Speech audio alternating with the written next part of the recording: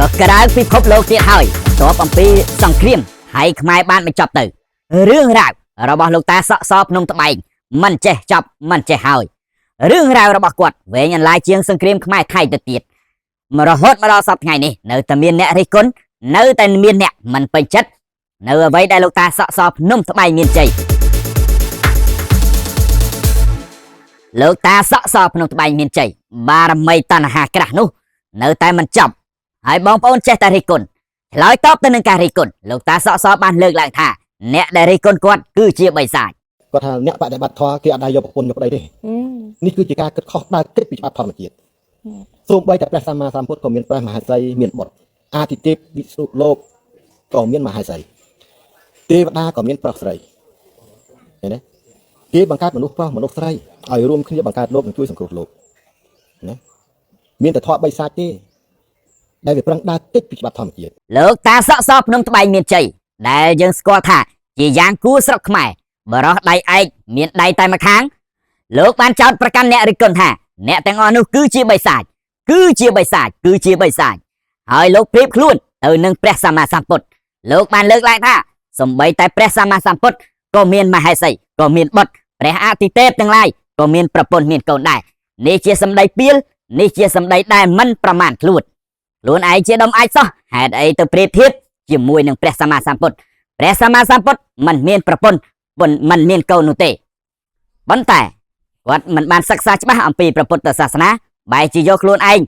ដែលជាបុគ្គលម្នាក់បរិបូរដែលជាបុគ្គលត្រេកត្រអាលដែលជាបុគ្គលមិនមានកេរខ្មាស់ដែលជាបុគ្គលឈួតវង្វេកនឹងកាមគុណហើយទៅប្រៀបខ្លួនជាមួយនឹងព្រះពុទ្ធទៅវិញជាបឋមសូមក្រាបថ្វាយបង្គំចំពោះព្រះថេរានុត្តរគ្រប់ព្រះអង្គដោយសេចក្តីគោរពនិងដោយសេចក្តីជ្រះថ្លាសូមគោរពជំរាបសួរបងប្អូនជនជាតិខ្មែរទាំងក្នុងនិងក្រៅប្រទេសហើយក៏សូមជម្រាបសួរលោកតាសភ្នំត្បៃមានជ័យបាទមីអីគេនោះផងហើយសូមជម្រាបសួរបងប្អូនទាំងអស់ដែលនិយមតាមដានស្ដាប់ក្រវ៉ាញ TV មួយទៀតក្នុងវីដេអូឃ្លីបរបស់លោកតាសភ្នំត្បែងលោកតាអីសីដាច់ឈានឃ្លានតណ្ហានោះគាត់ថាគាត់ប្រៀបដូចជាប្រពុតសំបីតែប្រពុតហ្នឹងក៏មានមហេសីក៏មានបត់ដែរចុះតម្រាំតែគាត់ហេតុអីមិនរិះគន់គេមិនរិះគន់តែគាត់ព្រះវិស្ណុព្រះអាទិទេពទេវតាក៏មានប្រុសមានស្រីអ្នកបដិបត្តិធម៌មិនផ្សេងទៀតមានអីដែលត្រូវយកប្រពន្ធមិនបានទេអានេះដោយសារមានការចោទប្រកាន់គាត់ថាអ្នកបដិបត្តិធម៌ហេតុអីក៏មានប្រពន្ធអាហ្នឹងណាមានប្រពន្ធហេតុអីក៏មានប្រពន្ធអញ្ចឹងគាត់បានឆ្លើយនៅក្នុងคลิปវីដេអូហ្នឹងគាត់ថាសំបីតែព្រះពុទ្ធក៏មានមហេសីដែរអស់លោកឲ្យលោកស្មានទោសខ្ញុំមិនគួរលើកឡើងរឿងព្រះអង្គយកមកប្រៀបធៀបជាមួយនឹងដុំអាចទេតាឲ្យតានឹងតាខ្លួនឯងនឹងតាអត់មានមើលខ្លួនឯងហ្មងនិយាយនេះនិយាយអត់ចេះតែមកមនុស្សនេះមនុស្សមិនមនុស្សចេះទេគ្រាន់តែមនុស្សយល់ខ្លះមនុស្សបានមើលបានអីសភៅអីចឹងទៅប៉ុន្តែឲ្យចេះនោះវាគ្មានតែចេះអាចអីទេមិនទោសចេះស្អីយកខ្លួនឯងទៅប្រៀបជាមួយប្រពុតឯណាមានប្រពន្ធភ្លើខ្លួនឯងដុំអាចខ្លួនឯងសម្រាមកាក់សំណល់លិមួកហ្នឹងឲ្យយកទៅប្រៀបធៀបជាមួយព្រះសម្មាសម្ពុទ្ធខ្លួនឯងមានអវយវៈមិនទាំងគ្រប់ផងហើយព្រះអង្គបរិបូរទៅដោយមហាពោធិសលក្ខណៈ32ប្រការអនុញ្ញនៈ80ហើយបងប្អូនចង់ដឹងបងប្អូនអាចទៅស្វែងយល់ទៅសិក្សាឬក៏សួរលោកម្ចាស់ផ្សេងបានថាស្អីទៅដែលហៅថាមហាពុរិសលក្ខណៈ32ប្រការនោះព្រះអង្គបរិបូរដោយស្អីខ្លះរកកន្លែងទោះអត់ឃើញទេអាហ្នឹងគ្រាន់និយាយពីរូបរាងកាយរបស់ព្រះអង្គណាប្រកាយរបស់ព្រះអង្គហើយព្រះអង្គបរិបូរដោយអនុញ្ញនៈ80ទៀតហើយតាសឯងនឹងស្អីដុំអាចទេហ្នឹងហើយទៅនិយាយស្អីជាមួយព្រះអ្នកនិយាយថាសំបីតែព្រះសម្មាសម្ពុទ្ធមានប្រពន្ធមានកូនហ្នឹងវាអត់ដឹងខ្យល់អីតែហ្មងអត់ចេះតែហ្មងណាវាឡប់សតិហ្មងព្រះឯណាមានប្រពន្ធយើងពុទ្ធប្រវត្តិយើងត្រូវសិក្សាឲ្យច្បាស់ពុទ្ធប្រវត្តិណាត្រូវសិក្សាផងរៀនផងអានផងព្រះអង្គប្រសូតព្រះអង្គចេះចាប់បដិសន្ធិរហូតដល់ព្រះអង្គសោយរាជព្រះអង្គសោយរាជហើយព្រះអង្គមានមហេសីព្រះសទ្ធត្ថដែលយើងហៅថាព្រះសទ្ធត្ថកុមារនោះព្រះអង្គមានមហេសីព្រះអង្គមានបុត្ររាហុលកុមារនៅពេលដែលព្រះអង្គរស់នៅក្នុងកាមគុណបងព្រះអង្គធុញទ្រាន់ព្រះអង្គស្អប់ខ្ពើមព្រះអង្គនឿយណាយនឹងកាមគុណព្រះអង្គពិចារណាឃើញមនុស្សកើតចាស់ឈឺស្លាប់មនុស្សស្លាប់នោះអីនោះគឺថាព្រះអង្គរឹតតែនឿយណាយហើយឃើញអាកាមគុណនឹងវាទៅជាលិមួកវាទៅជាទឹកម៉ូតវាទៅជារបស់ដែលគួរឲ្យខ្ពើមរអើម ហើយព្រះអង្គក៏ចាញ់ចាក់ទៅវារឿងរ៉ាវច្រើនជាងនឹងទៀតតាក់ទងនៅក្នុងពុទ្ធប្រវត្តិហើយយើងមើលនៅក្នុងពុទ្ធប្រវត្តិឃើញច្បាស់អញ្ចឹងតែដែលព្រះអង្គចេញទៅសម្បីតែបញ្ជាក់ឲ្យច្បាស់ថាព្រះអង្គចេញទៅបួសហ្នឹងទាំងថ្ងៃដែលរាហុលកុមារបានប្រសូតកូនរបស់ព្រះអង្គកូនរបស់សទ្ធវត្តហ្នឹងបានប្រសូតអញ្ចឹងសទ្ធវត្តកុមារហ្នឹងក៏ចេញទៅបួសទៅជាមួយសេះកណ្ឌកៈទៅបួសទៅហើយខ្ញុំផ្ទាល់ខ្ញុំបានទៅដល់នគរកបិលភ័ស្ត្រនៅប្រទេសនេប៉ាល់រាល់ថ្ងៃខ្ញុំបានទៅដល់កន្លែងដែលព្រះអង្គចេញបួសហ្នឹងនៅខ្លោងទ្វារដែលព្រះអង្គចេញបួសហ្នឹងមួយឆានអាមាត្យហ្នឹងព្រះអង្គចេញទៅបួសទៅហើយខ្ញុំបានទៅកន្លែងពុទ្ធប្រវត្តិហ្នឹងស្ទើរតែគ្រប់កន្លែងស្ទើរឲ្យគ្រប់កន្លែងដែលព្រះអង្គសម្ដែងព្រះអង្គធ្លាប់គង់នៅ45ព្រះវស្សាព្រះអង្គអីហ្នឹងធ្លាប់ទៅអញ្ចឹងចែកឲ្យដាច់ថាព្រះសទ្ធវត្តទេអ្នកមានប្រពន្ធនៅពេលដែលព្រះអង្គចេញបួសមកអត់មានឈ្មោះជាសទ្ធវត្តទេជាអីគេជាសមណគោតមព្រះអង្គបានត្រាស់ដឹងព្រះអង្គបំពេញនៅអនុត្តរសម្មាសម្ពុទ្ធញ្ញាណព្រះអង្គបានត្រាស់ដឹងហើយឈ្មោះជាព្រះសម្មាសម្ពុទ្ធជាអ្នកត្រាស់ដឹងនៅញយធម៌ទាំងពួងដោយប្រពៃចំពោះព្រះអង្គអត់មានគ្រូអាចារ្យណាបដៅទេរួចតាឯងនេះដុំអាចសុទ្ធនោះហើយទៅប្រៀបធៀបជាមួយព្រះ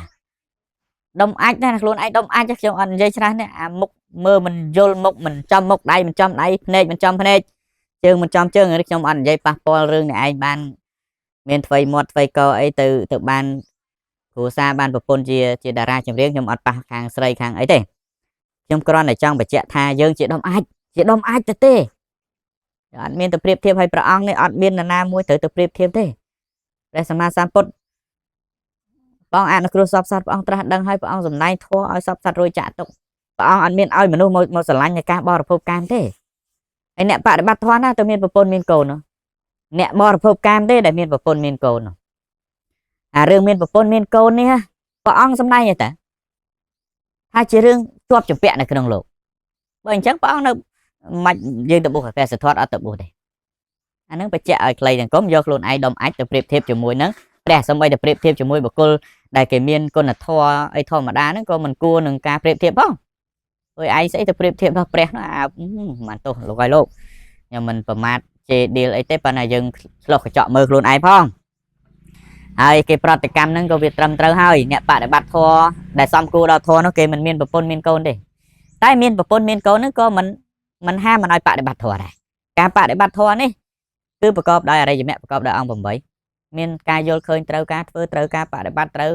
ការរស់នៅត្រូវនឹងចិញ្ចឹមជីវិតត្រូវហ្នឹងការបដិបត្តិធម៌អត់ចាំបាច់ទៅបួសអត់ចាំបាច់អីទេប៉ុន្តែគ្រាន់ថាបើនិយាយឲ្យជ្រៅទៅទៀតនោះអ្នកបដិបត្តិធម៌ដែលលោកពើមរអើមនៅក្នុងកាមទាំងឡាយនោះលោកមិនបរិភោគកាមទេអាហ្នឹងអញ្ចឹងគួរចែកឲ្យដាច់ឲ្យច្បាស់កុំនិយាយច្បល់យកត្រូវខ្លួនឯងអាហ្នឹងវាអត់ត្រូវទេកុំនិយាយចាប់ចុងបយងដាក់ដើមកន្ទេលធំបន្លំដេកកុំនិយាយអាងតែគេនឹងមិនយល់មិនចេះចេះតែនិយាយគឺអត់ត្រូវទេអញ្ចឹងបញ្ជាក់ឲ្យបញ្ជាក់ទៀតថាខ្លួនឯងជាដុំអាចកុំយកទៅប្រៀបធៀបព្រះអង្គបាបធ្ងន់ណាព្រះរឿងព្រះនេះក៏មិនគួរនិយាយមិនគួរគិតហ្មងនិយាយទៅរឿងព្រះនេះមាននៅក្នុងវិជាដករាប់រយរាប់ពាន់វិជាដកសិតសឹងសម្ដែងអំពីបញ្ហាជីវិតហ្នឹងព្រះអង្គពីមួយជាតិទៅមួយជាតិព្រះអង្គអត់អាចរួចចាកអំពីមុខធម៌នឹងបានដោយសារតែព្រះអង្គជាប់ជំពាក់នៅក្នុងកាមទាំងឡាយហ្នឹងហើយព្រះថាយតែប្រពន្ធកូនដីស្អីនេះសិតតែកិលេសកាមគុណអត់ទេតែបញ្ញខណ្ឌរឿងរបស់ជាប់ជំពាក់ហើយយើងទៅថាយអញ្ចឹងវាអត់ត្រូវណាតាគិតឡើងវិញតាបើនិយាយឲ្យខ្លីទៅតានិយាយតែរឿងប្រមាញ់របស់តារឿងអតិទេពរឿងអីរបស់តានោះទៅមិនអញ្ចឹងហើយល្មមបានហើយរឿងអ្នកដែលមិនយល់អំពីពុទ្ធសាសនាហ្នឹងកុំសូវពេកហើយកុំយកខ្លួនឯងទៅប្រៀបអញ្ចឹងប៉ុណ្ណឹងចោះភ្ជាប់ជាមួយនឹងកិច្ចការងារទាំងអស់ហ្នឹងខ្ញុំស្នើសុំលោកតាមេត្តាឈប់បង្វែងឈប់ឈួតទៅរឿងតាយកគ្នាធ្វើគ្នាឬក៏យកទៅធ្វើស្អីយកទៅជារឿងរបស់តាទេប៉ុន្តែកុំយកពុទ្ធសាសនាទៅលោកឡំកុំយកព្រះទៅលោកឡំកុំយកទៅច្បល់គ្នាជាមួយនឹងដុំអាចនិយាយត្រង់ហើយទៅកុំឲ្យសោះខ្ញុំគ្រាន់តែជាប្រជាពលរដ្ឋម្នាក់ដែលតាមដានកិច្ចការងារសង្គមជាប្រជាពលរដ្ឋម្នាក់ដែលចូលចិត្តនិយមតាមដានព័ត៌មានអីជាដើមអញ្ចឹងទៅឥឡូវនេះដោយសារតែខ្ញុំស្ដាប់លោកតាសក់សភ្នំត្បែងដែលឥឡូវនេះគាត់បានលាចាកសិក្ខាបទឬក៏គាត់លែងបដិបត្តិធម៌ហើយ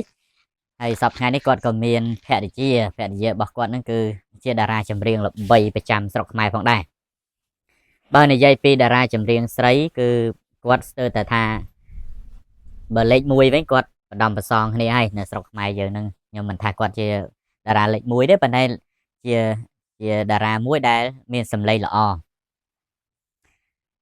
ប៉ុន្តែអ្នកខ្លះក៏គេថាគាត់ត្រូវស្នេហ៍លោកតាសក់សភ្នំត្បែងអ្នកខ្លះថាលោកតានឹងដាក់ស្នេហ៍ដាក់ស្និទ្ធដាក់ស្នោកអីចឹងទៅប៉ុន្តែសម្រាប់ខ្ញុំគ្មានទៅជឿជាក់ថាលោកតានឹងចេះស្នេហ៍ដាក់ស្នោកដាក់ស្និទ្ធអីទេមានតែចេះស្អីលោកទេមានតែចេះស្អីគាត់ទេបើថាគាត់លួងលោមនៅចិត្តគ្នាមនុស្សនៅចិត្តគ្នាយូរទៅលួងលោមអញ្ចឹងណាលួងលោមអញ្ចឹងទៅអាការលួងលោមនឹងប្រៀបដូចជាការដាក់ស្នេហ៍អាការលួងលោមនឹងប្រៀបដូចជាការដាក់ជ័រកៅស្អិតជាប់គ្នាអញ្ចឹងកាលណាយើងយកទៅប៉ះគ្នាទៅវាស្អិតជាប់គ្នាទៅហើយលោកតាជាកៅឯនោះវាជាស្អីអញ្ចឹងណាហើយរហូតដល់អង្គខ្លាយជាបាយទៅហើយវាទោះបីជាបាយនឹងវាបាយក្រៀមក៏វានៅតែជាបាយវាមិនមែនកក្រៀមទេអញ្ចឹង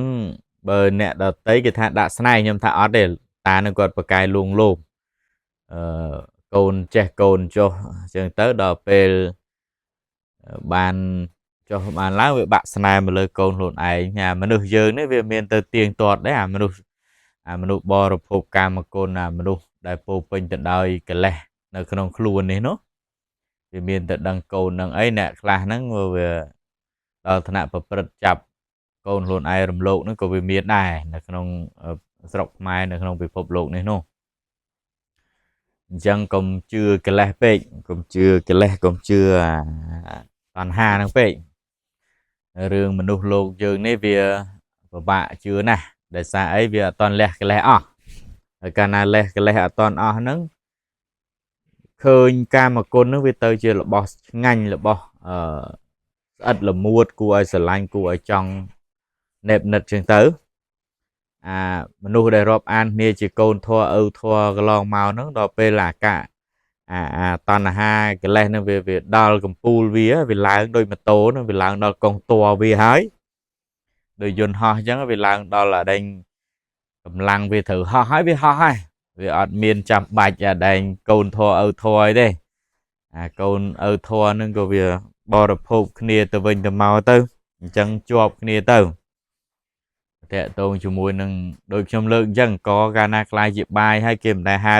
អង្គក្រៀមទេគេហៅបាយក្រៀមអញ្ចឹងការលួងលោមរបស់គាត់នឹងគាត់ប្រកែយ៉ាងម៉េចអានឹងតើអ្នកនៅចិត្តនឹងមិនដឹងប៉ុន្តែក្បាច់គុណគាត់នេះមិនមែនធម្មតាទេលួងលោមតារាលំដាប់ជួរមុខនៅស្រុកខ្មែរបានវាជារឿងមួយដែលគួរឲ្យស្ងើចសរសើរផងដែរចំពោះក្បាច់គុណរបស់គាត់ក្បាច់គុណនេះក្បាច់គុណរៀននៅភ្នំថៃសានឬក៏ចលងបបតាចលងជ្រោះចលងអូយណាយើងមិនដឹងទេនៅភ្នំកលែនណានៅខាងភ្នំត្បែងមានជ័យបារមីកាមគុណហើយយើងនិយាយចឹងចុះព្រោះគាត់លួងលោមគ្នានៅក្នុងបានយ៉ាងណាក៏ជាការលើកឡើងរបស់ខ្ញុំទេបើបានឮឬក៏បានឃើញក៏សូមអធិស្ឋានដល់តាផងហើយខ្ញុំនិយាយមកនេះខ្ញុំមិនជឿថាតាចេះស្នេហ៍ចេះស្នូកទេអានឹង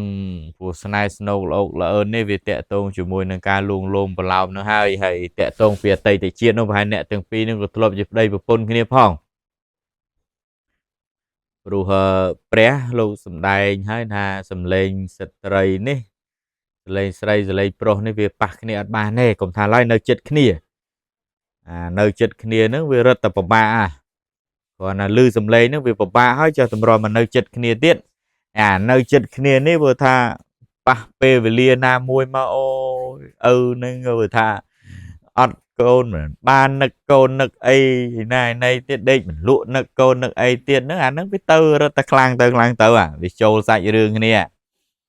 វារបស់ហ្នឹងវាចាប់ដើមទៅចិត្តគ្នាម្ដងតិចម្ដងទៀតមុនដំបូងវាអាចថាវាមិនកើតវាមិនសមវាមិនអីចឹងទៅប៉ុន្តែដល់ពេល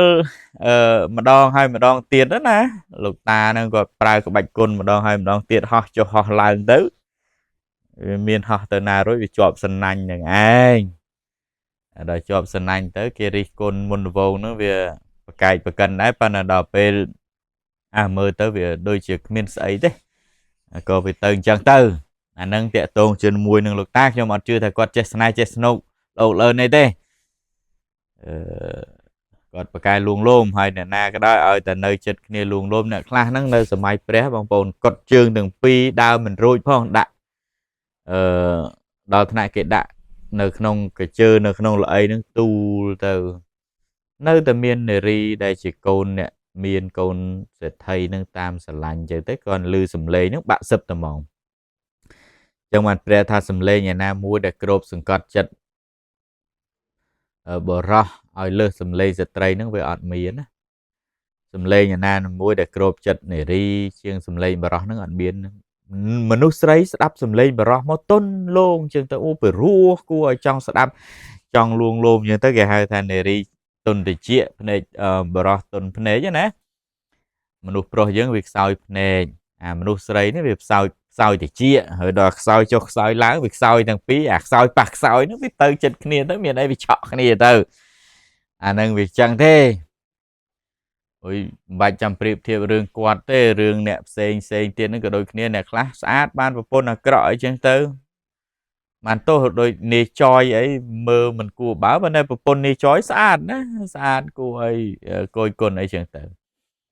អ្នកខ្លះហ្នឹងក៏វាទូចទៀបកទឿអីចឹងទៅអ្នកខ្លះមើលទៅយើងឃើញស្រុកខ្មែរនេះវាមិនមែនចេះស្នេហ៍អីប៉ុន្តែចេះលួងលោមចេះចឹងទៅចេះក្បាច់គុណឥឡូវនេះខ្ញុំនិយាយតាក់ទងជាមួយនឹងរឿងរ៉ាវរបស់គាត់ប៉ុណ្ណឹង